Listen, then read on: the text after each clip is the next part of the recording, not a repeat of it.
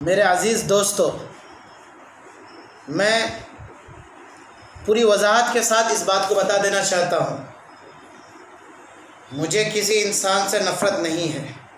हाँ, इंसान की बुराई से नफ़रत है और होनी भी चाहिए। एक अदना से अदना इंसान से भी नफ़रत मुझे नहीं है।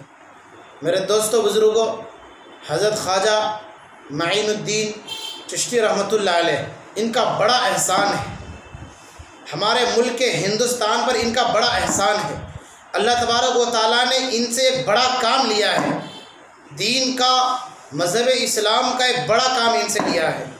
किसी इंसान के अंदर ये हिम्मत, ये जुर्रत, किसी की ये मजाल नहीं हो सकती है कि हज़रत की शान में कोई जुमला कर सके, हज़रत की शान में कोई गुस्ताखी कर सके, हज़रत की शान में कोई एक लफ्ज़ बोल सके, हज़रत की शान में कोई ज़बान दराज़ी कर सके। किसी के अंदर इतनी हिम्मत, जुर्रत नहीं है। अगर कोई हज़रत की शान में कोई एक जुमला भी बोलता है तो यकीनन वो मरदूद है। अगर हज़रत की शान में एक जुमला भी कोई बंदा बोलता है तो यकीनन ये उसकी गुमराही की दलील है।